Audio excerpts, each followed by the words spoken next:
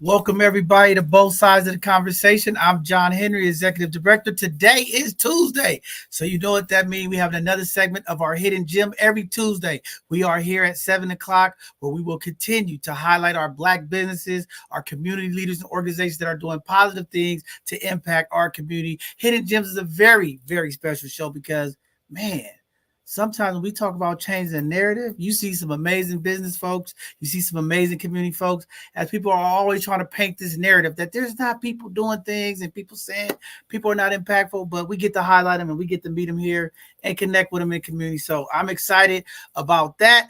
And I'm ready for tonight's Hidden Gem segment. Before we get started, our co-host Io is not here. Continue to uplift her and her family in prayers. Again, when things is going on, community, we are there to uplift each other.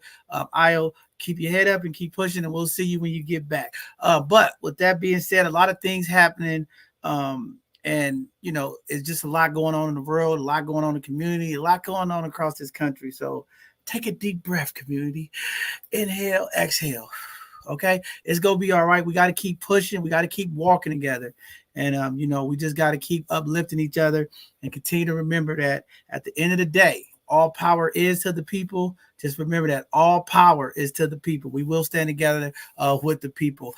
With that being said, one of first say a couple things. I know Sunday we wasn't on the air. We had some last minute cancellations happen. Things happen. It's just what's going on in the world. But we apologize to our guest who was looking forward to seeing us on our Sunday conversation. We will have an educational Thursday this week, and we will have a Sunday conversation. So I'm excited about that. The voice is here. Mark is here. I'm happy about that. But just want to say a couple things before I turn it over to the voice. I want to give a huge shout out, okay, to Booker T. Washington, okay, to Sister Shakira for the amazing team summit that took place this weekend. I'm taking a minute to stop, right? Because sometimes we don't highlight amazing. We don't get excited about joy. This team summit was everything. I mean, it was so much going on. But I remember last year where it was at to this year, just continue to grow, right? And I want to give Shakira so much credit as the executive director, coming in, making tough decisions, doing things to keep our original Black nonprofit organization at Booker T. Washington running and getting that space activated where Black folks is still being able to have the space and continue to be able to thrive in this city. So I got to give it out to her. Shout out to you, Shakira. Shout out to your team for putting together an amazing event. All right. And it was nice to see the young people. Listen, I was supposed to speak. And, Mark, you've been here for a long time. I always talk about the elders passing the torch and making sure that the young people are equipped with the tools, what they need to keep the fight going and keep pushing forward. I was supposed to speak. Last minute, some things changed, and I was supposed to speak with one of the San Francisco rappers here, Stunner Man 02, brother Jordan, Big Steppin'. So he came in and started getting into the conversation with the young people, and Jordan just was on fire. You know how sometimes the bishop get on fire, and I just be like, yeah, you be like, yeah, I want to say something, bishop. Hold on, I'm just be going right. He is very, very powerful, gifted young brother. And that was a moment for me. I'm like, they like, John, hold on, we're gonna tell him to stop. I said, no. Let the brother keep going. Because that's what's past the torch. These young people in here, I'm 44, he's younger than me, in his 30s. Okay, they need to listen to Jordan. He's closer to them. This is what we do at elders, right? I could have got in my ego and said, hold on, I'm supposed to be on the mic. I could have did all of that, right, Mark? I said, no, I said, let the brother go. Let him do that. And let me tell you, he blessed the young people, encouraged the young people, poured into the young people.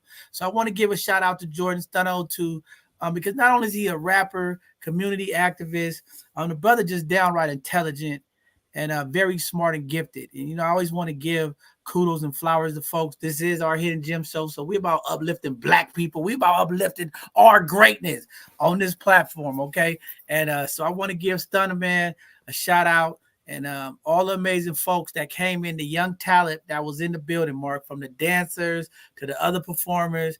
I mean, these young people, when we talk about giving young people an opportunity to express themselves, when we give them a safe space, when we give them the resources they need, when we give them the love that they need, man, amazing things happen. So that's why I say I got to give a shout out to all the staff at Booker T. Washington. And I reached out to Shakira today because I've been running. I just wanted to tell her, I said, sister, you are doing it and keep pushing, because no matter what we do, we get knocked down, even just a little bit. You get what I'm saying? Just a little bit. We got to get knocked down. We always got to do it. So again, shout out to Booker T. Washington. Shout out to all of the amazing jazz folks. This weekend was happening in San Francisco. We had the Fillmore Jazz going on. We had so many events taking place in the city. So it was lit. And I know everybody in the city should be happy. The weather was nice, and it was just things happening across the city. And folks was out enjoying themselves. And that's always a good thing, given the times that we in. So with that being said, I'm going to shut up because we got a lot of things that we got to get to, important things to the community. But Brother Mark, the voice is here. I know Io isn't here. Brother Mark is holding it down. Brother, the voice, how you doing, King? Man, Bishop, as always, I'm glad to be here with you. On the right side of history, doing positive with so much going on in the world. I'd be lying to say that I'm not sober-minded about what I see happening around the world, but most importantly, what's happening in our communities. And I'm concerned, but I'm glad to be on the right side doing the good things, like showing the best that our community has to offer. I mean, again, this is Hidden Gem, so we get to showcase another entrepreneur who's doing something powerful in the community and who's actually a part of our family too. So this is full circle for us tonight. So community, please know that we love you. Be encouraged, and again, the power truly is with the people. So we're committed to getting the information out to you. Man, definitely. And we definitely gonna continue to lift up the folks in Israel and Palestine. I mean, it's real. I mean, major attacks today, folks being martyred in hospitals, or they're getting service. Man, it's no water. All right, so community, as we complain, because I will complain tonight, because I am the bishop, and I will complain tonight. But also want to say, just want to keep in mind that even in our difficult times, even some of the challenges that we are dealing with in our community of organizing, professionalism, dealing with each other, feeling like everything is wrong, and I do it sometimes too. So I'm with you. Okay, but given what's going on across this world right now, we are still thankful. We're not ducking bombs. We have water. We have access. So even with all that I'm passionate about, the people, I know that there's some people out there, not only just in Israel, we got people going across the border, all kind of things happening right now. We are still thankful, even in this terrible economy, even in this terrible system of things that's going on right now. Okay, we are still 1,000 times better. And I just want to continue to uplift our prayers to all of the families that's impacted right now across the world, across the globe. You are in our prayers, and we're going to keep uplifting the community. They are our people. Those are our brothers and sisters on both sides, okay? Both sides. Whatever side you're on, I'm for both sides. They are our brothers and sisters, and it's tragic that we are in these times, but this is what it is. As sometimes I feel here, we are in the police state. Martial law is coming, because if you see what's going on, it's only going to get worse. But with that being said, all right, we go get into some of the news events, and we're going to bring up this amazing hidden gem tonight. And we'll let y'all get out of here tonight and reflect, because I think tonight is a night of reflection. I think tonight is a night of self-dedication to the people. We need more people to be dedicated to the people. All right. So I'm gonna leave everybody with that. I'm gonna let Mark get through the news, and at the last news, we'll have a quick break and a quick convo, and then we'll go jump into the events tonight. Brother Mark, go ahead, King, take over these news. Absolutely, Bishop, will do. And as Bishop was just alluding to, we're going to talk about world events right now. In our first headline, Hamas releases video of Israeli hostage as U.S. and international pressure to release captives intensifies. Hamas has released videos of hostages taken from Israel during an attack that resulted in the capture of 199 individuals and the death of over 1,300. Among the hostages were women, children, infants, and toddlers that were all taken into the Gaza Strip. One video featured Mia Shim, a 21-year-old from Shoham, who detailed her kidnapping from Sadat's Supernova Music Festival, where over 200 people were killed by Hamas. The Israeli Defense Forces have confirmed her capture and are making efforts to secure the release of all hostages. Meanwhile, President Biden is set to visit Israel with hostage release as a key agenda point amid heightened tensions and the ongoing humanitarian crisis in the region. Again, sobering, but we have to be honest about what's going on in the world. Also in the headlines in national news, man in prison 16 years for wrongful conviction, fatally shot by Georgia deputy. Leonard Allen Cure, a man who was wrongfully convicted and spent over 16 years in a Florida prison, was fatally shot by a Georgia sheriff's deputy during a traffic stop near the Georgia-Florida border.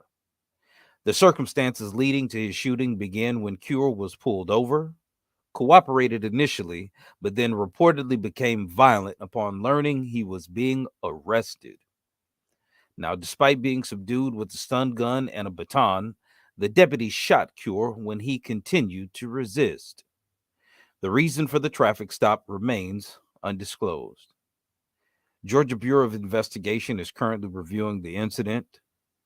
Previously, Cure had been exonerated in 2020 for a 2003 armed robbery due to a lack of evidence and overlooked alibis.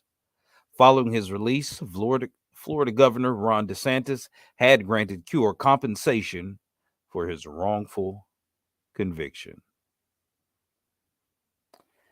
And in local news, San Francisco homeless encampment fire burns tents, cars on Monday morning.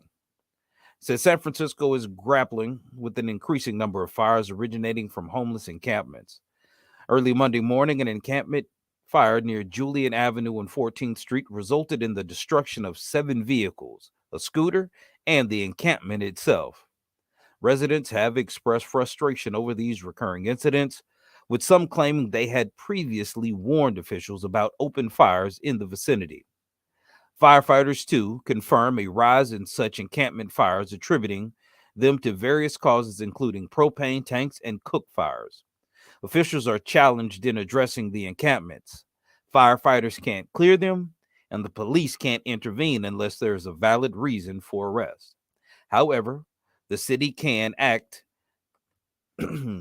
if there's an imminent danger, like an open fire, and encourages citizens to report hazardous situations. And the fire department advises drivers to assess parking areas for safety. And our final news story.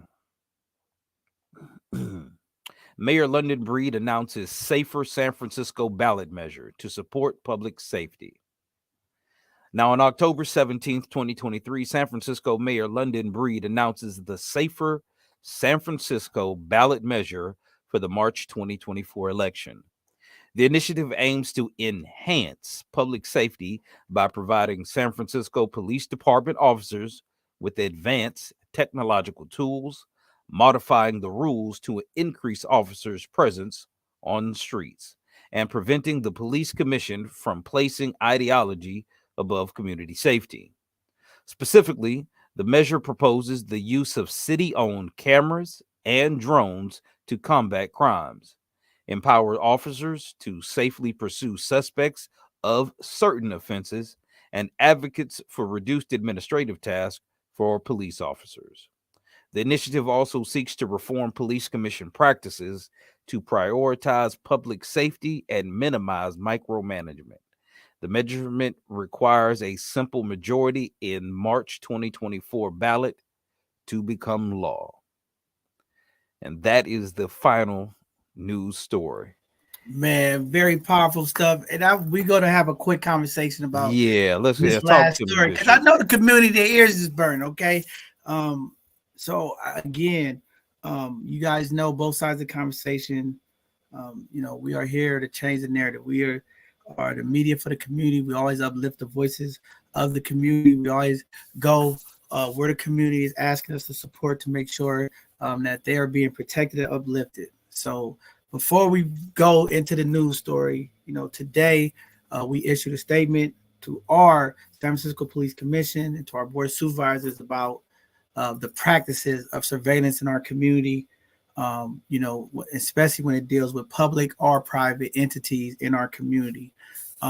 Again, I just want people to know, when we talk about these issues of surveillance, there's things that privacy wise impacts every person, families, women, wife, who have access. And we also have to understand our rights as citizens. And I don't have a problem with cameras in our community. I understand automation. I understand the change of technology. All right. And but there is a level of transparency. There's a level of inclusiveness that has to happen with the community when you are surveillancing community. And sometimes it's just very disappointing that people who represent our community are supposed to represent our community. There's a big push of collaboration with community and police and trying to build relationships and trust. And I'm always for that. But one thing that I will never be for is, misinformation, poor transparency, and people just outright not being honest with the community. I was always raised, Mark, that if things is right, are you intentionally just, doing things from the goodness of your heart? There's nothing that you got to hide. There's nothing that you have to, not present to people, right? When you're doing the right thing, it's like, hey, you could look into, I got nothing to hide. It's open books. And whenever you like, oh, no, it's something wrong. Honest mistakes happen. Things can be misinterpreted. I get all of that. But when people people play with you, man, and it's like, I don't know what it is, Mark. I know I'm a nice guy. I smile a lot.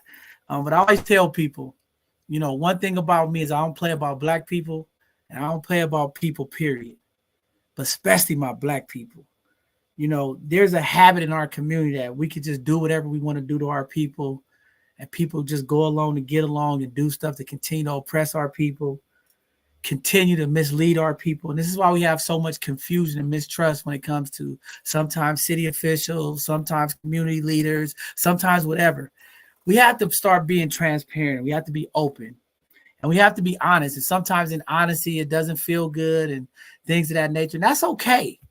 I don't want to be liked by everybody. I didn't get in this business of trying to be cool with everybody. I got in the business to serve people in our community who are impacted by sometimes the very policies, the very leadership, the very whatever. Be a voice. Because I know what it's like when you don't have a voice, when you feel like you want to do the right thing and you can't, when you feel like something's not right. Because we all know we have that in us, right? We are the gods of this earth. We got that intuition. We have all that connectivity. So we know when things just something ain't right. We are supposed to do our due diligence to make sure that we are standing up for our community and impacting our community. Sometimes you have to just step. When the community's asking you to step, you have to step, and you have to willing to go through it. And everything's about not wins and losses. It's about being transparent with the community, being open to what's going on, and at least giving people options. That's what it's all about. I can't solve every issue. I can't make everything happen. Nothing happens without the people. But what I can do is utilize my influence, utilize my network, utilize my love for my people to fight for my people and continue to uplift my people. And that's what I will always do. This is what this organization is about. This is for the community. I keep telling y'all, this is not for everybody else. This is for the community, and we will continue to uplift the community. Again, you can go to our social media handles if you want to know more about what's going on. All that information is on our website. The letter that was sent, you can read it in depth. Now, Brother Mark, to the news story of our mayor, London Breed, asking for public safety support. This is what I'm talking about, transparency. I don't have a problem. I understand it's coming. There's nothing we can do about it. But the mayor's putting it out there. She's saying she's going to utilize the city cameras, drones, and different things that has oversights, and it's transparent. We can't do anything about it. At least we know about it, right? We got an opportunity to vote about it, right? If it is in place, hopefully the right measures, the right oversight is in place so that we continue to make sure that the community is informed. Okay, I don't care what they say, if it's private money, if it's public money, if it's the city, the community has the right to know how are you surveillancing them. If you're doing it right, Mark, there's nothing to hide about. You should be able to say, hey, I got a camera here. This is an area that's high crime. I get it. Our communities suffer with crime and violence. I get all of that. I get it, community. We got some problems that we got to deal with. We got to be accountable, and we got to deal with what we got to deal with. But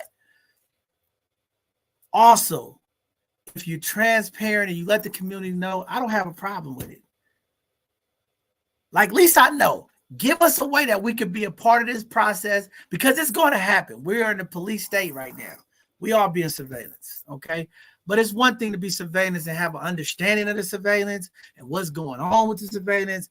Then everybody playing hush hush, don't want to say what's going on, to leave community wondering, as we have a community who's already paranoid of law enforcement, of leadership, of everything. We got a paranoid a community. We got a community that's been suffering from PTSD when it comes to dealing with these type of issues, how the information is being used. We just got to be transparent. So again, more things to come. I don't have a problem with it. The voters have the power. It'll be on the ballot. You know, let's do our part, you know, and at the end of the day, let's just make sure that we at the table as a community to make sure that our voices uplifted and that we standing on the side of history that's on the right way. Okay, and not this other stuff. So that's all I want to say about that. I'm gonna leave it alone. I got a lot more to go, but we got to really work on what this transparency. My key word tonight is transparency. What does that look like to you? Because some people here, they want to be transparent. They say they want to be this. They want to work with. They say all of these things. It's so performative. This is why I get frustrated. So many things are performative, Mark. It's performative. Then when you ask for transparency, you see what transparency is, and everybody is like not so transparent. I don't know what that's about, community. Everybody wants everybody. You know what? It makes me look. I'm gonna throw a shot out here so I can turn some of the energy back on me, Mark. I'm gonna say, you know, sometimes it's like the ladies of the community, the single ones that's dating, say, all we want is men to just tell the truth. Right? Tell us the truth. And then you tell the truth, they don't believe it. See what I'm saying? That's how these community leaders be sometimes. They be talking about transparency. We want the truth. We're going to work with the community, make sure they have everybody. Then when you give the truth, they go, oh, no. I can't do it. But they treat us like we can't handle the truth, though. Hey, I'm taking that shot tonight. Okay, community, all the ladies, y'all can throw rocks at me when I'm driving by. Okay, I'll take it tonight. I was being funny, though, Mark. I was just throwing that out there. But go ahead, brother. No, brother. I agree with you, and I want to get into these events, but after when you've been lied to so much, you want to believe that they're gonna tell you the truth this time, but unfortunately, it's hard for us to have any real faith in the system. So it's a two-sided thing. We have to participate unified as a community in the system, but we also have to own our part, and we have to balance it out and be unified within ourselves as a community. Well, and that's Mark, what we do through these Mark, events. Are you saying that we are in an abusive relationship with some of these people? I mean, any student of history and dealing with the American government and policies, our community, yes, is in an abusive relationship with America. Like, I'll be honest, as a black man growing up in America, particularly in the South, I have a love-hate relationship with America, because I understand history, but I also understand the time I'm in and the opportunity that we have. So I just have to be able to take that is what it is, look America in the face, knowing that I'm not going to be treated the same and still give it my best. That's powerful. That's all I can say. Well, brother Mark, we got to get this phenomenal hidden gem up here, because I know the people are waiting to see who this phenomenal sister is tonight. And, yeah, you know, but go ahead, jump into these announcements, brother. All right, let's get through some of the good things that are going on positive in the community. All right, we're going to start off with the International Shakeout Day on October 19th. Join in on the world's largest earthquake drill. Register to participate at the link below. And SF Early Care and Educational Advocacy Coalition hosts an optional pre-event Advocacy and Policy 101 training for their second annual ECE Advocacy Retreat on October the 19th from 6 to 8 p.m. on Zoom only. And All Good in the Hood Pumpkin Patch Free Community Pumpkin Giveaway Friday, October the 20th from 3 to 6 p.m. at 1605 Gerald Avenue at All Good Pizza. And DJ TC will be live in the mix, and there will also be glass blowing and more. For information, info is below. And join SFUSD for the 2024-2025 pre-K to 12 enrollment fair on Saturday, October the 21st from 10 a.m. to 2 p.m. at John O'Connell High School, located at 2355 Folsom Street in San Francisco. Meet our schools, learn how to apply, learn about language programs, special education, and more. There will be food, music, and childcare available. Also, free books and giveaways, and you can enter to win grocery gift cards. YCD presents the second annual District 10 Safety Plans Violence Prevention Peace Rally. There will be food, vendors, raffles, music, and more Saturday, October the 21st from 11 a.m. to 4 p.m. at Monarch Gardens at 428 11th Street in San Francisco. Email in the description below for more information. Come out and enjoy Healing Through Laughter, featuring Corey Monroe, Marvelous Lucas, and Craig Cook Sullivan, with an appearance by Shaman Walton on October 21st at the El Paradas Comedy Showcase, located at 2007 16th Street at Utah in San Francisco. For tickets, see the link below. Howard LLC is hosting the 100 Bowls of Delicious Gumbo event to support a phenomenal youth organization, Us For Us Bay Area.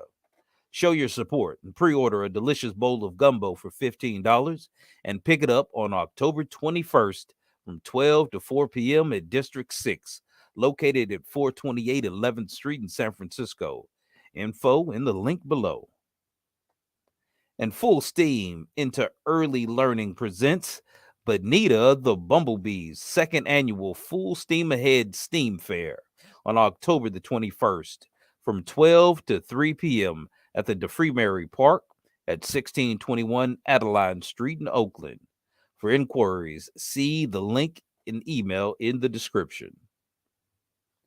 And the Presidio Activator Council invites you to Cultivating Justice in the Parks on Saturday, October 21st from 11 a.m. to 2 p.m. at Presidio Tunnel Tops, 25 Lincoln Boulevard in San Francisco.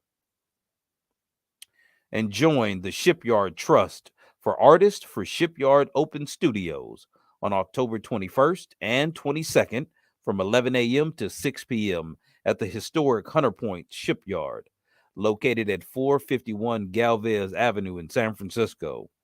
There will be 130 plus artists, food vendors, there will be live music, art for kids, and an art auction. Admission and parking are free, so RSVP at the link below. And City EMT's First Responders Career Pathways Fair invites those who are interested in becoming an EMT, nurse, firefighter, or paramedic to come out and meet local community-based organizations and city and county departments to learn about First Responders Career Pathways program on Sunday, October the 22nd from noon to 5 p.m. at the San Francisco City Hall North Court, located at 1 Dr. Carlton B. Goodlett Place in San Francisco. For more info, follow the link below. And City College of San Francisco hosts a community-based organization summit October the 24th from 11 to 1 p.m. at San Francisco City at CCSF Open Campus, at 50 Frida Kahlo Way, Multi-Use Building, 140. Register at the link in the description. And the Rafiki Coalition and Umoja Health invites you to join them for a community health event on October the 21st and 25th from 11:30 a.m. to 2 p.m. at the Rafiki Coalition, located at 601 Cesar Chavez Street in San Francisco. Rafiki and Umoja will provide flu shots, grocery boxes, and health greens. For more info, see the link below. Water break.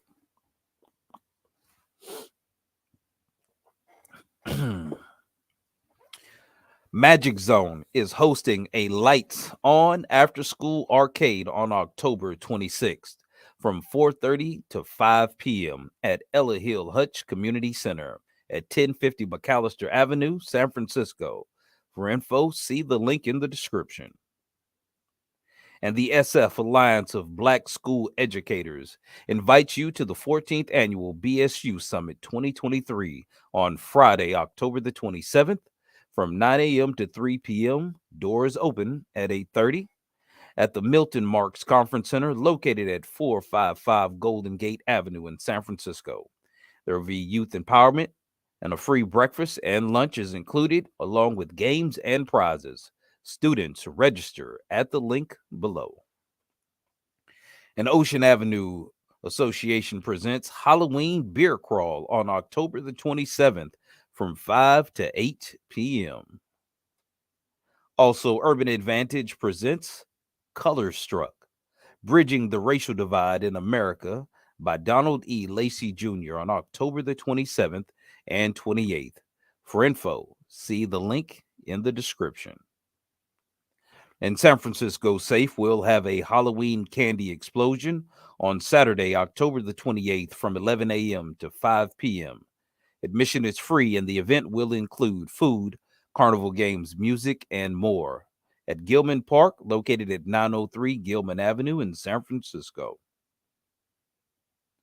And the OMI Cultural Participation Project is hosting the Ocean Avenue Annual Halloween Block Party on Saturday, October the 28th, from 12 to 3 p.m.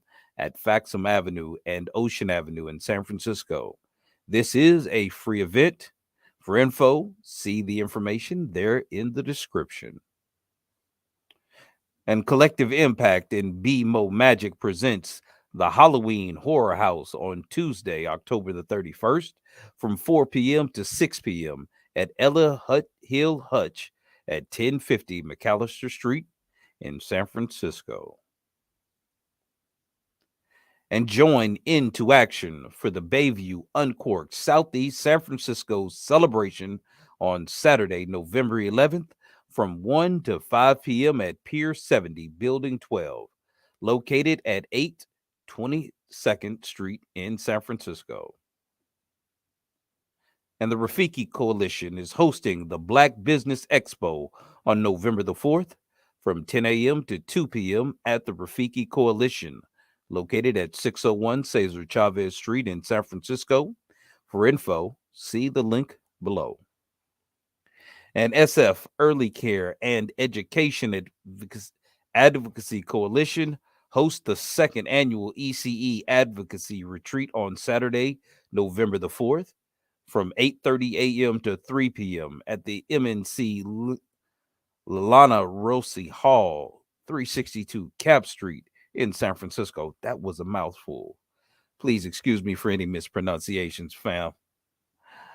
All right, and the African American Shakespeare Company announces its 2023-24 season, beginning with Death of a Salesman, Saturday, October the 28th through Sunday, November the 12th at the Taub Atrium Theater, located at 401 Van Nuys Avenue in San Francisco. The 4-series season subscription also includes Cinderella, Pipeline, and The Merchant of Venice. Purchase tickets for one show or the series at the link below. And SF Recovery Theater presents Reflections in Black 2023. New Roots Theater Festival 1 weekend, 15 performances, 50 Bay Area artists from November 10th through the 12th at Brava Theater in San Francisco. Tickets available at the link in the description.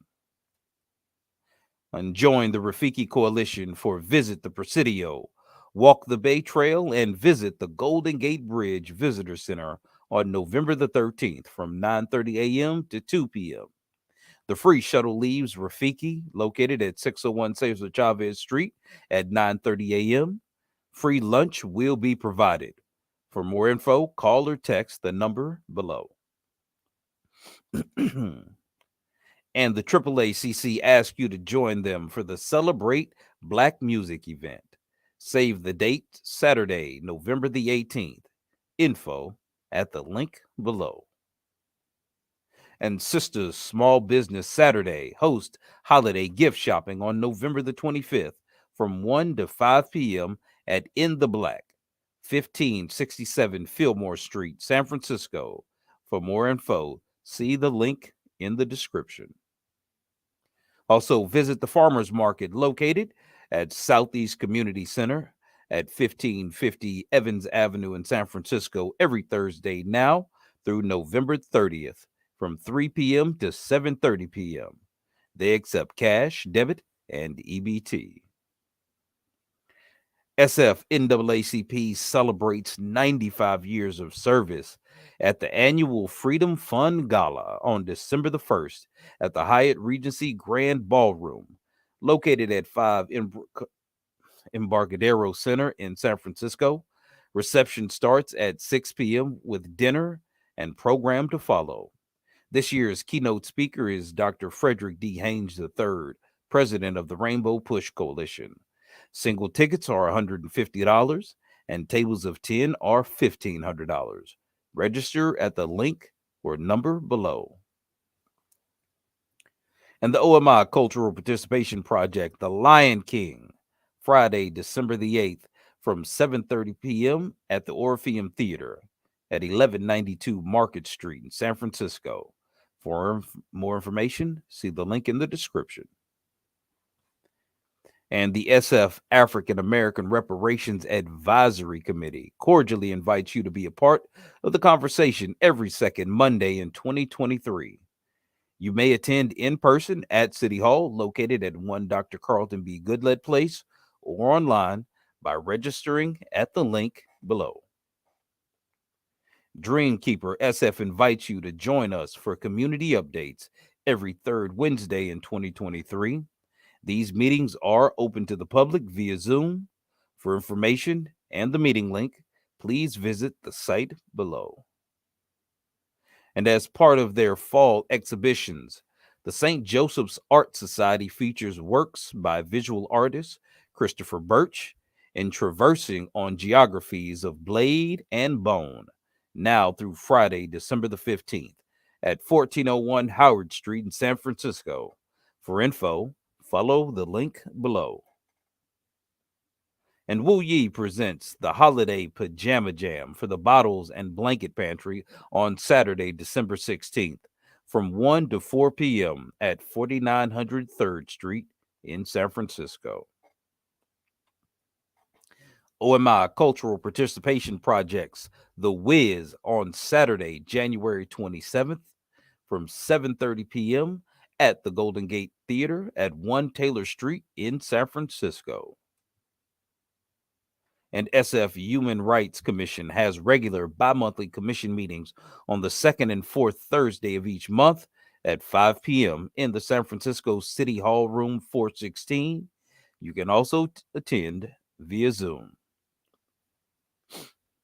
And join Fathers to Founders for Fatherhood Reimagined Therapy group sessions held every Tuesday night from 6 to 7:30 p.m. and they are ongoing beginning October the 24th at 232 6th Street in San Francisco. There will be food served at each session. For info, see the link and number below. And come out to Fillmore Friday Night Market every Friday from 4 to 9 p.m. on O'Farrell Street between Fillmore and Steiner for live music, barbecue, soul food, frozen desserts, retail vendors, games for kids, a domino tournament, prizes, and entertainment. Vendor booths are available. Register at the link below. And be a mentor in SFUSD. Join SFUSD's school-based mentoring program, Mentoring for Success. Sign up to volunteer as an individual or group mentor district-wide. For more information, see the link below. And get your COVID-19 booster and monkeypox antiviral pill treatment Thursdays 1 to 5 p.m. at 330 Ellis Street, as well as Saturdays from 12 to 4 p.m. at 1221 Mission Street. And the community living room is open all day, Monday through Friday. Breakfast is served from 9 a.m. to 12 p.m. and grab and go lunch from 2:30 to 3:30 p.m. at City of Hope Cafe, located at 750 Ellis Street in San Francisco. And the African American Arts and Culture Complex invites you to the Season of Black Art inaugural event, introducing the October 2023, February 2024 season at the AAACC, located at 762 Fulton Street in San Francisco on Sunday, October 29th, kicking off a captivating celebration of Black creativity and culture with special guests and performers. For more info and to register for free tickets, see the link below. And would you like to promote your business, nonprofit, or community impact? Then sign up for our Hidden Gems show or share your expertise on Educational Thursdays, where you can also sign up to be a panelist on our Sunday conversations. And keep up with both sides of the conversation's latest shows and community outreach events, and follow us on all social media platforms. You can also subscribe to our newsletter at bsotc.org. And both sides of the conversation welcomes individuals who are interested in giving back to their community to join us as volunteers. We value the positive impact volunteers can make and invite you to be part of our mission to uplift and support our community. And both sides of the conversation kindly request your invaluable support for our podcast and community engagement endeavors. We cordially invite you to explore any of our donation links, as your generous contributions will greatly aid us in enhancing our programming. And also, we would like to take this time to acknowledge the Dream Keepers Initiative and its support of both sides of the conversation's programming. The Dream Keepers Initiative amplifies the voices of and invests in San Francisco's diverse Black communities to reform public safety and address structural inequities in San Francisco. So for more information, you can visit them at the link below. And also, we have upcoming shows. Of course, our Educational Thursday coming up on October 19th at 7 p.m. will feature Michael Blake. We'll be talking about the Atlas Strategy Group, and Attica Bowden, City EMT. And on Sunday Conversation, we will be talking about breast cancer awareness on October the 22nd at 4 p.m. Wow. And Thank you, with Bishop. no further ado, brother. Hey, take a water break. Hey, now we appreciate Ooh. Io.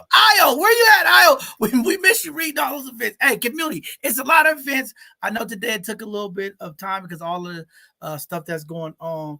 But definitely want to say we appreciate your community taking time to listen through all of the events. We don't want our community talking about they don't know what's going on, how to get connected. A lot of free events. Make sure you tap in. If you miss some of the events, go back on our YouTube after the show, and you can go back and find those events or reach out to us and we'll get it out. A lot of them are on our website. Also, one last event, the Black Female Project is doing a virtual event tomorrow. So please get out there and check it out. If you want to sign up to get the virtual link, Black Female Project, check it out, see what's going on. Also want to give a huge shout out, okay, to this sister, Gina Farmer. She is taking over as the new CEO of Glide. She was introduced to the community this past Sunday. Great to have that powerful sister leading that organization as Glide feeds 3,000 people plus a day, our homeless, unhoused folks. Amazing church organization, foundation. And again, it's just great to have her leadership. And we're just looking forward to seeing how that's going to work to help impact community. So more to come, community. I know y'all like, shut up, Bishop. It is time to get to our hidden gem. We're about to bring up our hidden gem tonight, but let me tell you, it is Breast Cancer Awareness Month. Y'all know this is a tough topic every year this time, as I lost my mom to this cancer. And there's so many women that I know have been impacted by breast cancer. So this conversation is always emotional. It is touching to me. So we're looking forward to this Sunday's conversation. And again, y'all better check out Michael Blake. All y'all out there watching, this brother is dope. We got Attica coming on this Thursday. We got two folks. Mike's going to come in for a short time as he's moving around. Powerful brother. Go do your research. See who Michael Blake is. This brother is dope. They doing some amazing stuff. And we're excited to have him on the platform this Thursday. With that being said, we'll get ready to bring up our hidden gem tonight, Patricia Fox. I'm excited to bring you up here because not only are you here tonight, Queen, as a hidden gem to promote the work that you're doing, you also have something kind, godly in your heart. You said, I want to volunteer and help give back. I guess you heard me on the air always screaming about, where my volunteers at? Where my people at? I don't know. We need some good people that want to give back. Well, you here, you have amazing business, and also you have amazing heart for trying to give back and uplift the people. Patricia, welcome to Both Sides of the Conversation community. Y'all gonna see her more. She gonna be here hosting with us, helping us out, doing some of this work. So, Patricia, welcome to Both Sides of the Conversation, Queen. Talk to the people. Tell them who you are, what you're doing. Thank you. Thank you for having me, Brother Mark, Brother John. I appreciate, staying up to date, knowing what's going on in the community. And so, yes, I'm new to the Bay Area. I just recently moved here a year ago. So it is amazing to be on this platform to reach specifically our community, right? Black and brown folks impacted by cancer. And so just to give you a little background about me, I was 26 years old when I was diagnosed with breast cancer. So that is under the average age of 40, where most people go to get a mammogram. 80%, statistically, 80% of young adults under 40 find the abnormality on their own before it is addressed or confirmed by a doctor. So I just want to emphasize that every first of the month or the first day after your cycle, always making sure that you are feeling for any abnormalities in your breast. And also, men are also likely to be impacted by breast cancer as well. So it is not something that is exclusive to either gender. So just being mindful of your health, being mindful of how you are living, being mindful of stressors, because there is no specifically known cause for breast cancer. And I thought it was interesting that my oncologist, surgical oncologist, offered that it may have been stress induced. So that is just something to kind of be mindful of, in addition to nutrition and, being mindful of extracurricular activities, recreation, etc. So yeah, I was diagnosed at 26 years old. I was at the height of my career at the time. I was in insurance. And obviously it brought a halt to my entire experience and career. And it was very fast paced. And I immediately knew from my first few appointments that I needed to advocate for myself, from reproductive justice, which is something that a lot of people, whether they are young, whether they are single, whether they identify as part of the LGBTQ community, reproductive injustice is a thing that impacts a lot of people, especially young adults. And primarily, from my experience as a young Black woman, when you are in a industry that is medical and is a history of medical apartheid, and there's a history of disrespect and disregard when it comes to our concerns and our voice. So advocacy was always, it was always present for me. So having to report the doctor to say, hey, I felt uncomfortable with the question that he asked, to saying, hey, I know that the surgery option that is available to me is a lumpectomy. Instead of doing it the way where you would go through the nipple, is there another way we can go through so that I can still have nipple conservation in case I wanted to breastfeed when I have children? So advocacy is not just, belligerence. It is not combative, as many people would try to paint young adults and especially Black women to be. It is simply just asking questions. What are all of my options? And so I did fertility with Fertile Hope, and there are a lot of resources. You should know if you are impacted or diagnosed with cancer. The very first thing is that you are a survivor. And the second thing is that you are entitled to a social worker. You are entitled to support. You are entitled to direction and knowing what all of the amenities are at the treatment facility or from your oncologist. So after going through that, I went through the lumpectomy, and then I had chemotherapy. I had 16 rounds of chemotherapy and then 37 sessions of radiation. That's every day, back to back. My skin was like a neon color. And that was quite an experience. I did, I'm a private person, so I didn't really say anything up front immediately. And I think that's something else, as I overcame the experience, that I was like, no, we don't need to suffer in silence. And that's really how I started to establish my platform. And I always knew I've always been creative, I've always been expressive, and a lover of beauty and beautiful things and wellness. Beauty is an inside out thing. And so I promised God that I would give back with my talents and, with, my desire to just serve. through beauty. And so that's how I use my platform for advocacy. I'm transparent on my platform. You're going to see me just living my life. However, I also do promote, different products that I enjoy called Fox Faves, or tutorials and hosting virtual events or private one-on-one beauty sessions for survivors. They're complimentary. And for everyday beauties, there is a nominal fee. But that's pretty much about me. And, you can ask more questions. I'd love to really, really talk about advocacy. We about to ask some questions, Okay. sister. So we got to talk about the Pink Sister stuff. But I just want to start off first to say, you said a lot that's very powerful. One, when you talk about not being silenced, and I think this is a problem in the Black community when we go through things, and this is why sometimes social media can mess with the culture. Because all we see is the great things on social media. We don't see the vulnerability. We don't see the downtimes. We don't see when things aren't going good. And I think, the biggest thing in this is, like you said, speaking up, right? If we have more women speaking up, more men speaking up by things that not only impact us daily, but in our community, I think change happens faster.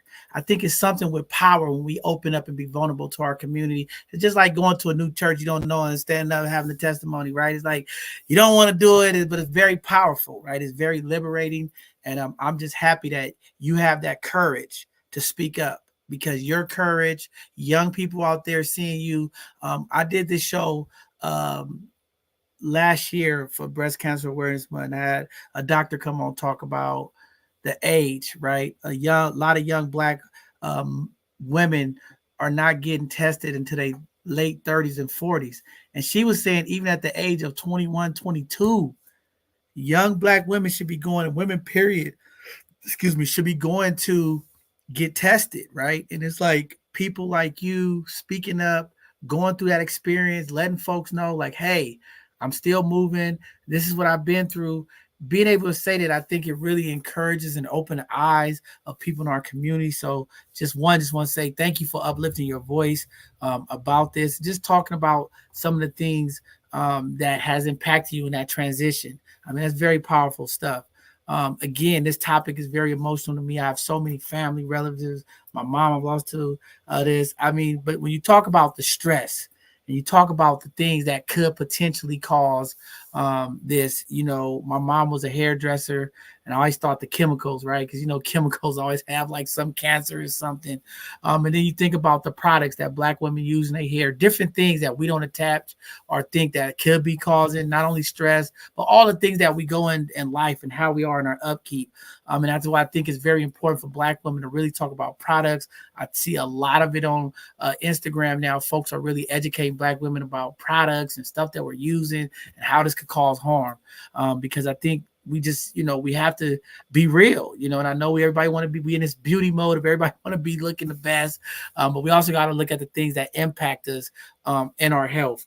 But in this journey, I guess my question, my friend, I'm just going on, but my question is, once you found out, how was that journey, to get that type of information, not give up and continue to push through? Like, how did you overcome that? Because I think there's somebody out there probably listen, maybe just getting diagnosed, maybe this week got diagnosed, maybe yesterday, maybe today somebody went.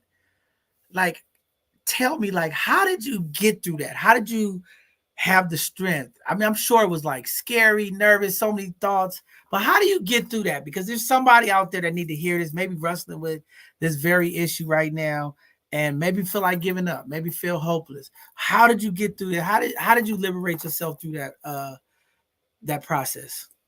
Faith.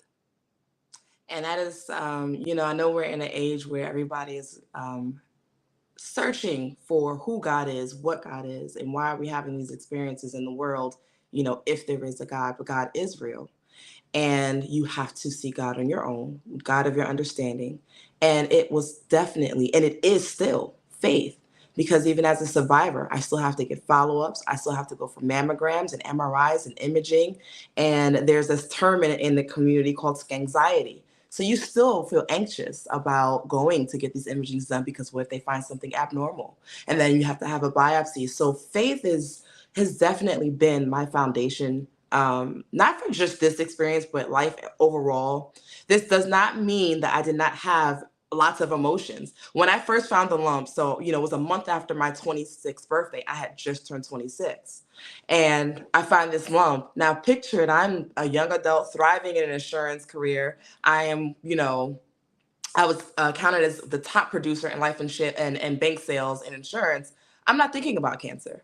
Okay. And I initially was like, oh my goodness, I'm being a hypochondriac. This is a waste of time. But I heard the Holy Spirit say, you need to go and get that checked out. I know you think it's a waste of time, but you need to go and get it looked at. And I think that, thankfully, my experience with the OBGYN who delivered the news, because I had to have a biopsy of the lump. And even then, I had to advocate for myself because they were like, well, Black women, you have denser breasts and you're more prone to have something that looks abnormal. You have to advocate for yourself. And, again, having a relationship with God, from my experience, having a relationship with God is what really encouraged me to advocate for myself and say, I understand that I just turned 26. I understand that this may seem unlikely, which it's not, but I understand this may seem unlikely. I still would like to have this biopsied. And so the results were delivered to the OBGYN. And she said to me, you're going to be a cancer survivor. And that makes a very big difference, how, people speak to you about your experience. So like, you were saying, brother, like, and, I'm so sorry to hear about that. Like your mother's transitioned to this experience and now she's an eternal victor, right? Because that's what I consider people. I don't ever say they've lost. They didn't lose anything. This was part of their life experience. And now there are eternal victors of this experience. And they are in radiant health with their one and only true God. Okay. So, but for instance, a lot of people who have had this experience, they immediately get scared. And then they start thinking and projecting all of these fears onto you. Oh my gosh, you have cancer. And, your doctor's like, oh, well, you have cancer. It's the good kind or the bad kind. Or my doctor, and I'm thankful, she said, you're going to be a cancer survivor. So that already set the tone for my journey, in addition to the faith that I had. And again, it does not mean that I wasn't angry. I asked God, I said, God, I feel like I'm doing everything I'm supposed to be doing. Why am I having this experience? I was very hurt. I was upset. I went through a range of emotions. And that's just at the beginning. This is before any surgeries, before any consultations, because my experience, I spoke with the OBGYN, and then I had to wait to speak to the surgical oncologist and then another oncologist who administered my treatments. So it's a process. You don't even know when you take the test to see if it's genetic, which it was not for me, but there's a process. So you don't know immediately. You're not getting an answer like this. It may take a couple of months. And there's a lot of emotions, anxiety. And that's why I emphasize, I don't call people patients. I say you're a survivor, because the moment you are diagnosed, your life changes. You go into survival mode. You're thinking about your loved ones. I'm sure your mother thought about you. You're thinking about your partner, your friends, your coworkers, your dreams, your ambitions. You're thinking about everything that you need to do to survive. So you're not just a survivor after your treatment is over. You're a survivor from the time the doctor says, this is the experience you're in right now. And notice too, I don't say like, don't claim it. Like, I have. This is the experience I'm navigating. You don't want to claim something, because then it stays with you. Words are power, and I'm really big on self-help, and, I'm really moving through an experience now in a ministerial program. So just learning how to use my words even now in my life, right? So, but that was my experience when I first found the lump in my breast on my own before going to work at 26. Wow. Very powerful stuff. I mean, here's the deal, why not you? And this is why I tell people of faith, some of these religious folks that just go fanatic. I don't know where these people come from, right? But I'm like, why not you? See, sometimes in our community, we think we only get blessing when good things happen. I'm like, things happen. And sometimes you are that testimony. See, you were the voice. You was chosen in the situation to be the voice, the face of survival. I love how you said it, the voice and the face of survival. So now the young women in the community can look at you and say, if she can survive, I can survive. But there's one last thing that I want to say, not one last thing, because I got a million things to go, but I'm going to give it to Mark. But I want to say this, because I hear this too, frankly, from Black women and men in our community when we talk about the healthcare system. And I heard you repeatedly put emphasis on it. You named it. I had to advocate for myself. And on this show, we've had doulas and different people come on here. And I've talked about it. Like maybe we need doulas in all areas of healthcare because it's a continued pattern across this country when it comes to the healthcare system and Black women and Black men. And I think there's a lot of strive working to bring that type of inclusion and diversity and it's change and all of this stuff. But one too many times in our community, we keep hearing this thing about how we have to advocate for ourselves, how we have to continue to speak up or things will go south. I don't know when we go fix this, but when you talk about the advocating for yourself, how prevalent have you experienced it? Is it through the process? Because I hear this, like, how bad is this problem? Because I think sometimes I'm in a healthcare facility. I talk to doctors all the time, and they just act like it's not like that. And I'm saying something's not right. There's a disconnect. This is repetitively people who come on this platform talk about the healthcare system, the lack of service, the issues that Black women have to go through when it comes to pain management. You know what I mean? It's just they always asking. So, I mean, how prevalent is this? And what do you think about medical doulas to make sure that we have people advocate not just for the birth of our children, but for the day-to-day healthcare maintenance that we have in community? I think that is a very real issue. And there are other types of doulas, not just birthing, but there's death doulas. There are a plethora that are available and that are emerging, but birthing is the most common one. But I have had to, like I said, just asking for a biopsy. I shouldn't have to ask more than once. I'm hiring you. I have insurance. And it's not to be rude. However, I'm requesting a service. And there is a lot of red tape. Again, I just relocated here a year ago, and getting imaging now has been an uphill battle because I'm under 40. So, and that's just even behind a screen because everything is so virtual and techy these days. There isn't a lot of human connection. There's a lot of disconnect. There's no compassion, no empathy, no bedside manner, and especially when it comes to Black and brown folks. And we're not even touching the surface on immigrants, people who are in rural areas who may not have access to, immediate care. So it is a prevalent thing. And what I've learned, because the youngest person I've mentored was 19 years old. Okay. And what I have learned is you must ask, what are all of my options? Because, they're going to give you a blanket treatment. So what are all of my options? And ask questions. What are you going to do with, these samples? What are you going to do with this or with that? And, do I have to do this? So for my experience, I was prescribed tamoxifen for 5 years. After I finished chemotherapy, after I finished radiation, I was supposed to take tamoxifen for 5 years. And this is, again, just an example of why advocacy is so important. The tamoxifen has completely, at that time, disrupted my quality of life. I was irritable, and usually I'm a pretty chill person, but I was very irritable. I couldn't sleep. I was having hot flashes and just all kinds of disruptions, and I needed a drug for the drug. And when I first had a follow-up and I saw that my liver enzymes were completely out of whack, I said, oh no, I can't do this. So I spoke to my, the oncologist that was administering my treatment, and I did my research. There's a lot of things out there. I don't want to say it's supposed to be like a fear mongering, but it makes you aware of what the possibilities are. But the possibilities would, in my opinion, they look the same, having lost friends who did everything that the doctors told them to do. So I said, I feel that I would like to discontinue tamoxifen after 3 months. And I did. And fast forward years later, I wound up moving to Philly before I came here. And the doctor was like, I did some paperwork for a grant. And I noticed that they had my age of diagnosis wrong and they had the type of diagnosis wrong. I was estrogen receptive when I was diagnosed. And then on the paperwork, it said triple negative breast cancer. Well, you don't treat tamoxifen with that. You don't treat TNBC with tamoxifen. So I said, well, I noticed these errors. Oh, they must have just wrote it wrong. And I said, well, Dr. So-and-so, don't want to say their name. You emphasized for me to take tamoxifen, and I know that this is used to treat it. So she says, well, it's a good thing you didn't take it. So it is very important because that's 5 years of $12.75 for one pill, another $75 for another pill a month with insurance, and I would have had all these things in my system unnecessarily. So it is very important. And when I talk to people under 40 who are affected by this dis-ease, and I hyphenate it because it's a disruption in your spirit, it's something happening on the inside that surfaces. So it's important, again, how you speak to yourself, how you receive people speaking to you. I am so grateful to God that my doctor said you'll be a survivor, and supported what the Holy Spirit already told me.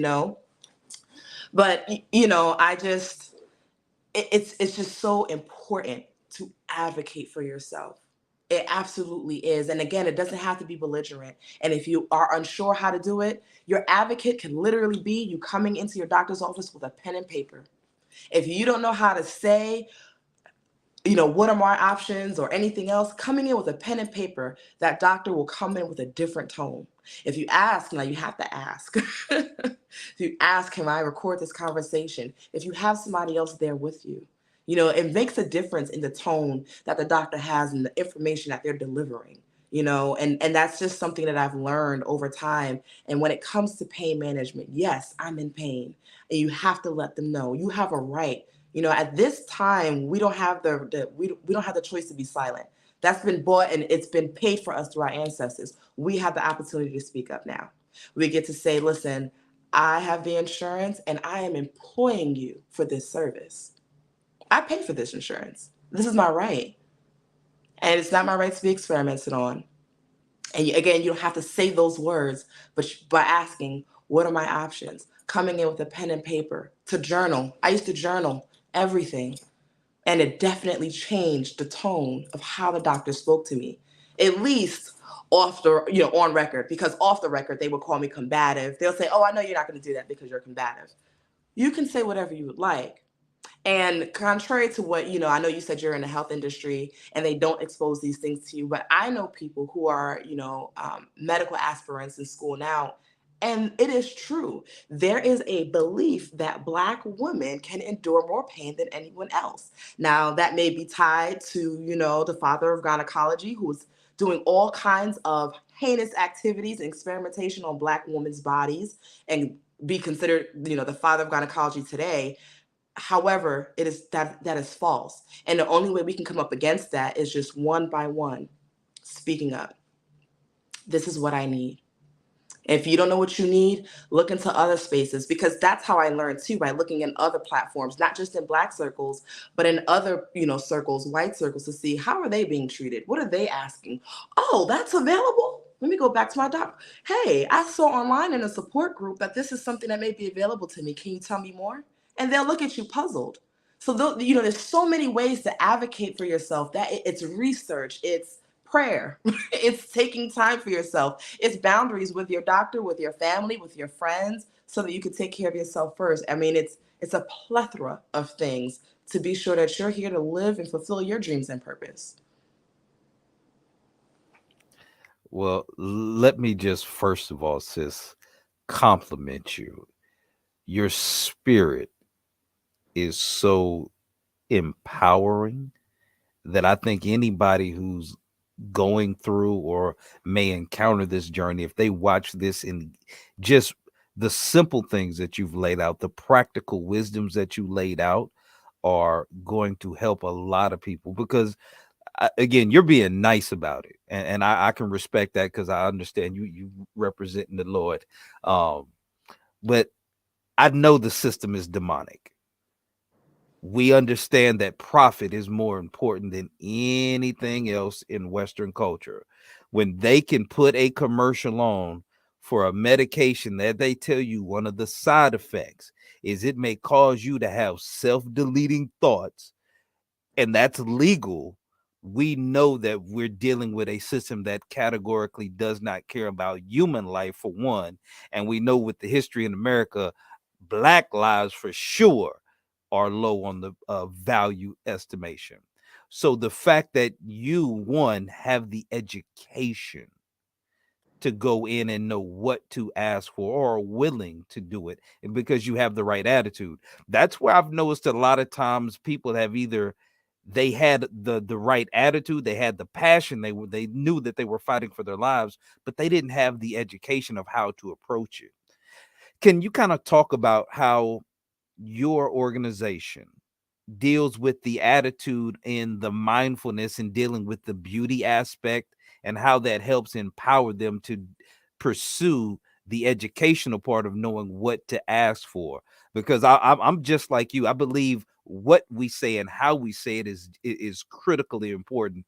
There was a book called Hung by the Tongue by Francis Martin that I read years ago and that spoke to this. So with all of those things going on, talk about how you use beauty as a way to help empower people to advocate for themselves. Well, thank you for asking that. I truly appreciate your positive feedback and encouragement. Beauty is attractive. So my cousin and I did an experiment because you can post all of the information. We could say reparations is made available right now. All you gotta do is sign up for this link. But if what I've learned is people like, again, that connection. So they need to see someone. I've always been passionate about beauty. I've always done hair and makeup. And even when I was in a corporate space, I still would freelance and model and do makeup. So once I had this experience and people just thought, oh, she's just eccentric. She shaved her head. It's like, no, I am fighting for my life. But that experience let me know, okay, I'm onto something here. If I can make it where I can look like nothing's going on, and I'm still doing what I need to over here for my mental and my spiritual. At the time during my journey, I went to therapy and I had gone for almost 2 years and it was amazing. You know, that's something else that's considered so taboo. So how do you get all this information out without it being boring? You meet people where they are, you know? There's a quote that says, a good leader is far enough ahead to, motivate others, but they're close enough to them that they're not above them. And so beauty is a common thing and it does impact this experience with losing your hair. I lost my fingernails and my toenails. I lost everything, my eyelashes, and I've gone through so many ups and downs. You don't just lose weight when you go through chemo because then the steroids make you gain weight and you look really deformed. You don't look like yourself. So how do you regain your confidence, especially if you're still working? How do you gain your confidence to be in the day-to-day life, right? Or if you're dating, I dated while I was going through my experience. Where do you get that confidence from when everything, especially because, we women are emotional and beautiful creatures. Each of us were made beautiful. So now you have this experience that seemingly strips it away. So how do I say, even though all my hair is gone, I was able to look in the mirror and see how beautiful I was because I saw my fight, because I saw God coming through me, because each and every day I saw that I was victorious. I didn't have to worry about tomorrow, but today I made it. And I saw my integrity. I saw, the fire in my eyes. And how do you get all that out? Common denominator. Let me show you how to do your eyebrows. Let me show you how to keep your skin up. Okay, well now while you're here, I wrote an article and partnering with other organizations that have similar values. So there's For the Breast of Us. They are the first national all-inclusive organization that focuses on Black and minorities and connecting them internationally. And writing for them, not just about beauty, but about wellness. Writing for the Young Survival Coalition. Again, not just about beauty, but beauty is what attracts people in. And then it's like, oh, well, maybe I really want to get to know this person. Oh, she wrote about how to integrate and how to matriculate back into work after having been on a hiatus for almost a year. Oh, she wrote about boundaries. She wrote about sexual health and how to have relationships, but beauty is the initial piece, is the attractive piece, because, if you look on my Instagram, you'll see me with no hair, cornrow and inch of hair so I could do a sewn weave because I have no shame. And because I think that there's an arena for women, just like there's an arena for men.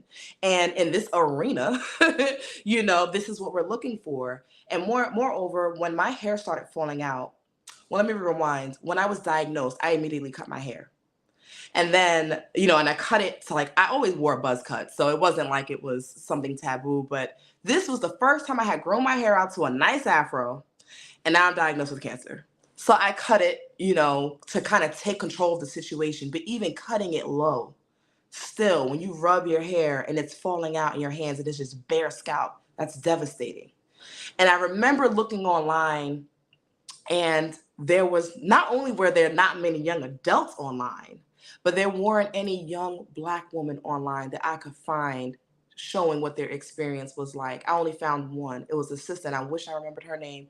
She had locks, and her hair was just coming out. So she's crying in the camera, taking her hair out. shaving her own head. And I had to look up a tutorial. I've never shaved my head before. I had to look up a tutorial on how to shave my head. And I made it into a personal initiation into who I was becoming next, you know? And so again, going through that experience on my own, I knew I had to contribute to the visibility of young women who are survivors, Black women who are survivors, and just being a voice, period, being out there. There's nothing to be ashamed of. This is the journey. This is the experience, you know? There are still things that as a survivor, I notice now, and I just learned to appreciate it just is what it is. And how can I make it that it's pleasing to me, not even pleasing to others, but makes me feel good. So you'll see me with short hair one day, bald, hair down to my waist, hair like this, you know, because it's all expression. And then what's going on inside? You know, I knew I needed to go to therapy. No matter how put together I looked, I absolutely had to go to therapy to sort out those things that were dormant that I didn't even know were there, you know? But again, how do you do that? You draw people in by the common denominator. Let's talk about eyebrows. Oh, okay, now that you're here. Go ahead. I'm letting you No. say it. You know, I'm messing around tonight. You know, these I gotta uplift the mode, and I'm just so thankful for you and your journey. You know, me and Mark, we took our hat off because we bald head. I had all these beautiful folks on here. Let's get cute. They will be making me a wig. I want to wear some hair. I need some dreadlocks. I don't know. I'm stuck with the bald head, but I'm happy that you talked about the beauty part because you know beauty in our culture is so important to us. The only thing I can't say, you can't be selling those 15-inch eyelashes, okay? I don't shame however people would express themselves. I am not shaming it. That's a both sides of the conversation, Joe. Every time the ladies come on here selling beauty products, I always mess with them about the lashes. I see ladies walking around with eyelashes on it. But I think it's very important that you highlight that. And I think I wanted to ask you how important it was because I heard you say the mental health journey. And so many times we don't really talk about or hear about when sisters is going through not only just breast cancer, but any kind of dis-ease, as you call it, the mental health component. How important is that? Because I think sometimes we just throw it away. Mental health, everybody's saying mental health. But when we going through this dis-ease, how important is it for folks to connect with mental health services? Like you said, if you're losing your hair, you're going through depression, you're going through anxiety, how important it is having that mental health provider service or access to get you through these processes? I mean, I know you said, your praises to the Lord, things of that nature, but when we get down to it, when we talk about the mental health component, how important is that? Because I want women out there, men out there to understand, because there's men who go through prostate cancer, colon cancer. And when we talk about mental health in those processes, it really don't come up. So when you said that, it just kind of threw something. I was like, wow, this is pretty deep. But what do you think about the mental health component when going through this dis-ease in any situation? Thank you for asking that. And I think that, one, I know you cannot blanket mental health with faith. You absolutely need to, if you feel like you need to speak to someone, speak to someone. And it actually is in the Bible that the wise seek counsel. So if you feel like you need to speak to someone, you need to sort out your thoughts, you absolutely must seek a therapist or someone and know the difference. You get to vet the person that you're speaking to. You don't have to sign up with the first person. When I was going through my experience, I didn't have a lot of financial resources. So I had to find not only somebody who was suitable that I felt comfortable speaking with about all of my concerns and life and things I was navigating, but also something that I could afford and invest in myself to do consistently. So it's extremely important. And not just, when facing a dis-ease. And I'm so thankful that you caught that and you said it that way. Because when I first was diagnosed, I looked at Jewel Pookrum. I looked at Dr. Nala Valentine, and so I understood that. And even Value in the Valley, I was actually reading that book by Iyanla Vanzant before I was diagnosed. So knowing that there were some things coming up that was dormant before I went into this new experience of myself. And so, it's not just the now. You could start in the now, but when you go to sit on someone's chair, and it's not a bad thing, invest in yourself. Your ancestors, no one cared how they felt. they've gone through so many atrocities, and it's not to compare and say that we must face this and so we have to be strong. But just consider, if you look at in the news how others that are non-Black are handled. Oh, they must have had a psychological thing. They were aloof or whatever it may be, but that grace is not afforded to us. So why would you not afford yourself the opportunity to get the support you need to be at your best? Because it wasn't afforded to your ancestors. Yeah, see, you preaching to me. This is what I be talking about, these mental health providers in our community. Why are y'all not bringing this to our people? Afford them that. We got some change coming. There's some new leaders coming in town. There's some new mental health services. I don't know. We need it in our community. We need it now. But I got to ask you this, because you talked about the feelings, and this comment up here about people going through cancer may feel stressed, anxious, angry, and afraid, and depressed, and things of that nature. I wanted to ask you, before you was diagnosed or with this disease, did you feel this? Because we have this thing in our community, this narrative of Black women are angry and all of these things and all this stuff. And I think sometimes when we talk about not only just cancer, but other health issues that impact women, did you feel any of those before you even was diagnosed? Was you feeling anxious, angry, and maybe you didn't know that this was kicked off, and then you like, wow, you start putting it all together? Did you have that? Did you have that experience, or it just it didn't impact you? No, I definitely had that experience. First, the pressure of just being young and Black and, trying to be successful. But also I was in breakdown, and I wrote about this in my book, Declarations, for Women Braving Dis-ease. And I talk about my experience and how I actually had a suicide attempt before I was diagnosed. I was under a lot of stress. I felt very alone. And in hindsight, you're talking 10 years ago, okay? In hindsight, there is no blame. There's no shame or blame. It just is life and learning the lesson and moving differently. Okay. But I was in breakdown, and I didn't have anybody. So yeah, I was really going through a lot, and then still showing up. I mean, looking impeccable, had a car, had a place, got my job. Everything looked fine. I would meet young girls who would say, I want to be like you. And I would just tell them, well, stay in school, even though I didn't finish. Stay in school, and you will have this and greater, you will be greater, and keep your faith. But I knew that when I would go home, there was definitely an internal struggle. And I wrote about this, and I said, I thought it was so interesting how I went from trying to take my life privately to now having to fight for my life publicly. However, that's God's grace. And that's God's testimony. And no, I'm not glorifying any struggle.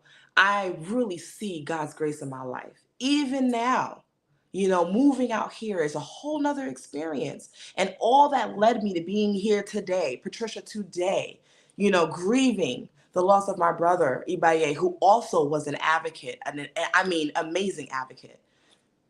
Still choosing to be in God's presence as much as I can, and having a support system. But I definitely was going through some experiences before, and then with the diagnosis, there was definitely anger. I felt betrayed by God. Like, why would you do this? I love you, Lord. Like, you go through all these things. But then again, because I have that relationship, during a time when I'm finished having my tantrum, read Job. Go into the New Testament, read Corinthians. Think about what God has done for you. So then I started a miracle journal. How has God worked in my life? Because every time that I've come into an experience, God is not only was my, did I have a setback, but my bounce back was amazing. Every time. Every time. God never fails. So, that I think on that, and the Bible says that, says that too. Choose to look on these things when you're in times of trouble. And so it's not, again, therapy, faith, it's not to blanket real things, real feelings, feeling angry, feeling betrayed, feeling alone, depressed, sad. However, there are tools to overcome them. And I am still learning how to integrate those tools even now. With all of the books I read, with all of the classes I take, I'm still learning to integrate those tools. And my life is better for it. And it's better to embrace, if there are people who genuinely support you during those times, embrace that community. I have a community. I have 11 sisters and another upline of 6 sisters, and I love them. And they love me, you know? Well, you have another family here at both sides of the conversation. You don't even know you're walking into some greatness, because anytime you want to impact people, you know how it is. Favor always runs down hard. With that being said, I know Mark got one more question for you. We're going to purchase your book. We'll support some of these women who are going through cancer or maybe cancer survivors. So we'll pick up some of those books. We also go support you in your business. Anything that we can do to help, we're going to help support you. That's what we're about here. We're about uplifting the people. And I know you're around some amazing figures. You're around Io and around amazing women at Let's Get Cute and all other folks. It's nothing but blessings, okay? All we do is bring those resources to people. You will be connected. The bishop will be there and stand and uplift you. That's what we do here at both sides of the conversation. But Brother Mark, I know you got a burning question. Go ahead and get it out, brother. I mean, quite honestly, I have more of a list of compliments that I could give out, because to me, I think her representation is probably one of the overlooked but more profound things that she brings to the table. So really, like, this is truly a hidden gem for us, because this is kind of your coming out party here on the platforms. I'm so glad to have you as part of the team. But I do want to try to extract at least one more practical nugget, because this actually does hit me personally. I lost my father to bone and kidney cancer. My mother was diagnosed 3 separate times with breast cancer, had a double mastectomy, and I watched her fight to the very end, all the way to the point to where I remember sitting down having that final conversation where my mother put together her black book of her final wishes and what she wanted to happen and everything. And I was amazed that as much as I prayed, because my mother was a nurse for 27 years, took medication for 25 years because she trusted the medical system. But her last doctor told her the chemo and the treatments did more damage to her than anything else. At the time, because the time I was in the ministry, and I was a praying man. I believed in the ability of the body to be healed through prayer, but I also was open enough to explore alternative therapies, from nutrition to all the other avenues. For somebody who's going through that journey and they're dealing with the questions, the fear of, can I truly trust the doctor and the system to have my best interest in heart? All the things, because again, the internet offers more solutions and information than the average person can process and handle. In wisdom, how would you advise somebody to navigate that sense of finding trust and faith, but also being open to different ways of finding healing? Well, one, thank you for all that you shared personally. I mean, it truly means a lot. And my deepest condolences to both of you and to you. And I think that discernment, again, a prayer life, you know, um, I remember when I was diagnosed, I was not going to take chemotherapy.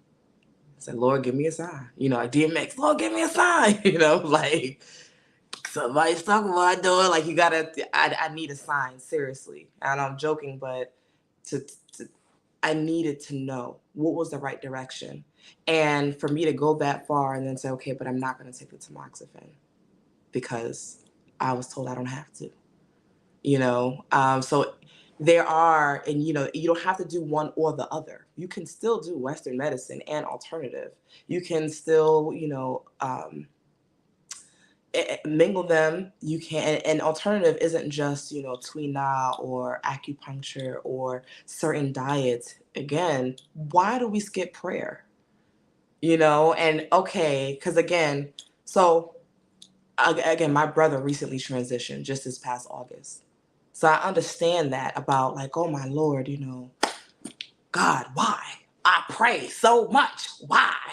None of your business. Straight. And some, I have, in addition to the community that I also have elders who support me, who pray for me, my mother, you know what I'm saying? I'm surrounded by wise women, It's none of your business. That's not your child. That's God's child. That's your mother, but that's his child. That's your father, but that's his child. That's my brother, but that's his child. And so when we release the judgment, and I am in no way saying it is easy, okay? Because grief is real. Fear, and we've been socialized and engineered to think the worst. Those things are real. However, when you have a prayer life and you have a relationship with God, and whatever God of your understanding, when you have that relationship, you'll find peace. You'll get peace. Even and don't hide the feelings. If you're like, okay, Lord, I'm watching my mother go through this and I need to cry right now. Cry. Let the Holy Spirit comfort you. Ain't that what you said it was going to do? Allow yourself to be comforted. Allow yourself to, allow God to work.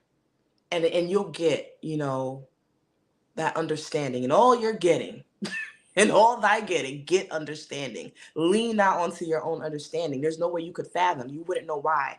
I could not predict 10 years ago that I would be here in California, a place I've dreamed of being, on a platform talking about advocacy when I tried to kill myself 10 years ago. I cannot say 10 years ago when I was going through the disease, wow, I would not only be the face of beauty in Sephora stores or be an advocate, inspiring other people in my everyday being. I didn't see that when I was going through the experience. So sometimes, we don't know what anything is for. Only thing we could do, because even if God told you why, would you accept it? If God said, this is why I needed to do it, you would still have questions because you are not God. So just learn to surrender. And I'm not saying it's easy. It's not easy, but it's a practice and it gets easier. And I am saying that right now, living through an experience of grieving my brother. It's an experience with God, your will, not my will. He's your child, just like I'm your child. His curriculum, his life, his journey, what you needed to do through him. What did I need to learn? What did I receive from him? And take that with me. And it's a practice. It takes time. So, if anyone out there, because this impacts supporters too. It doesn't just impact the person who's diagnosed. It impacts my father had a hard time being around watching his young daughter hooked up to a chemo machine. Okay. So thinking about how it impacts them too, I heard the support needs support.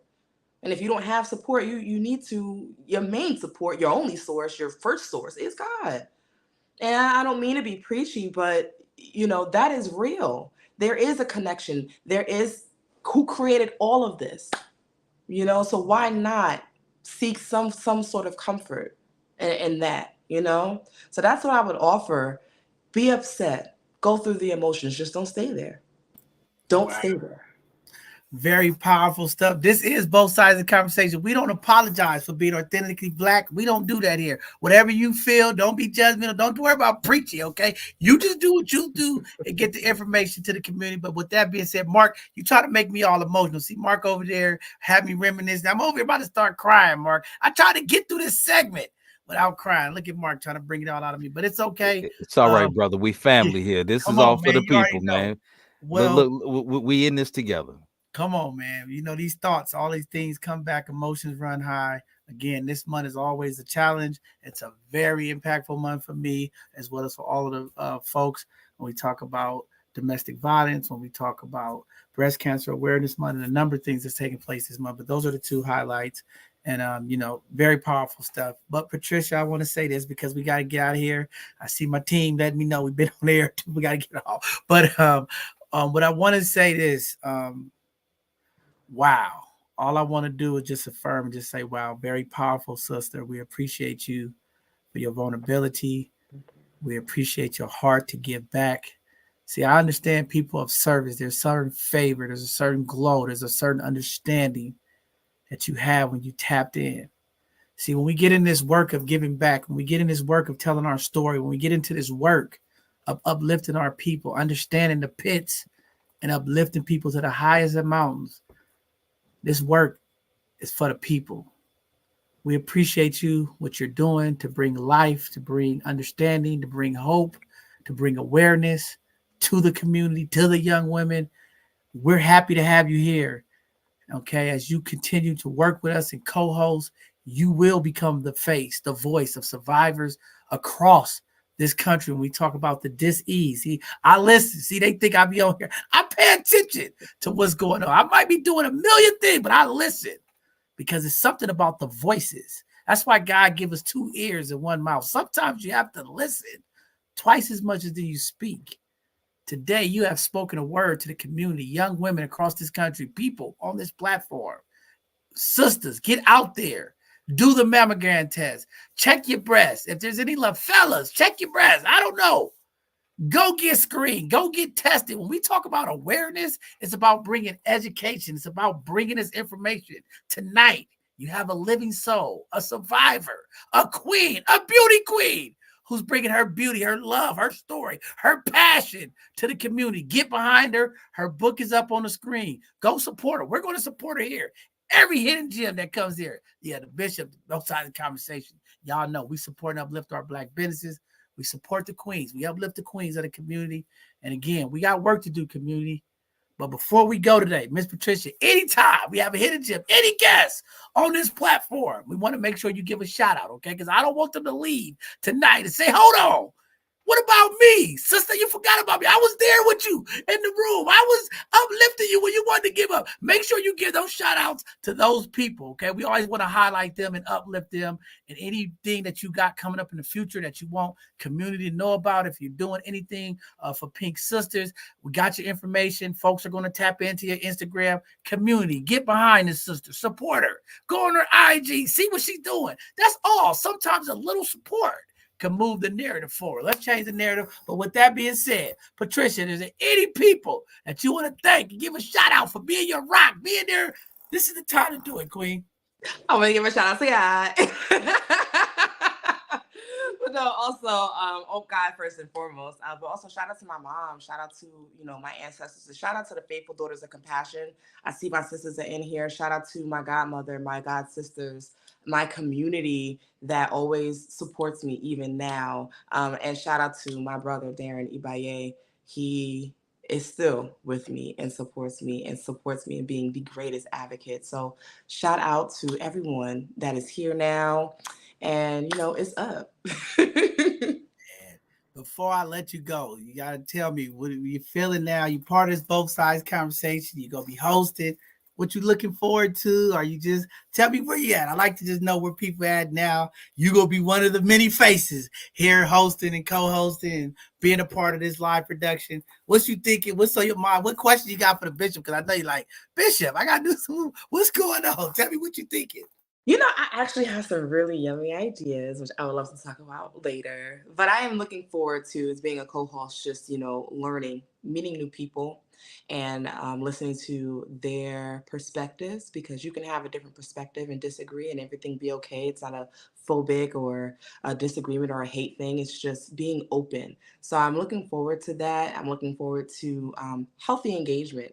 And again, learning, promoting other entrepreneurs and Black businesses to being their best, promoting, good activity in the community, and even promoting people that I know that are in business across the nation. I know a lot of people who are in apothecary and who are into wellness and, yoga and so many different things, and culinary, so I'm looking forward to supporting those that I know and being supportive. I'm looking forward to being that balance as I navigate, being impactful from coast to coast, coming from Philly and now bringing my services over here and partnering with local organizations. So that's really what I'm looking forward to, and being engaged as possible with the team, because I do like that you all are active in the community. It's not just on this platform, but you actually have events. You are engaged and keeping us up to date with the news. So I'm looking forward to that. It's really an exciting opportunity, and I'm really, really looking forward to it. Like I said, I have some yummy thoughts. I'm looking forward. We are open, and we're just happy to be here. We're about Black folks. I know we're here in San Francisco, but we're about Black folks all across the country. Sometimes people watch it don't know. They just think because all the stuff that we're talking about is San Francisco. All of our events is open up for people all across the Bay Area and beyond.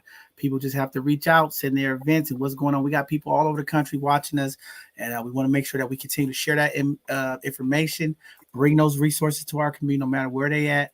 And again, uplift the people. We all about the people here, wherever the people be. Y'all know the bishop will be there, both sides of the conversation. We all about the community. We all about the people. See, we don't talk about it. We walk about it. We all in there. We stepping with the people. And I'm looking forward to working with you, stepping with our community, uplifting people. I always tell people it's not where you from, but it's where black people at. Wherever my black people at, wherever my brown people at, I'm there to uplift and support them. So I am excited. I'm looking forward to your ideal for different show topics, bringing in different guests from across the country to help these conversations, because again, we do need different perspectives and we do need to hear people, because there's things going on that's impacting our community all across this country and the world. And we got to be the first ones to talk about it, address it as we continue to change the narrative from the voices of the people. We will do that, both sides of the conversation. And, we just happy to have you here. So thank you. We're looking forward to have you here on further shows. But before we go, we got to give our walking away words. Brother Mark, give some parting words to the community tonight. This has been a powerful, emotional segment, Mark. Come on, voice. Give the people something.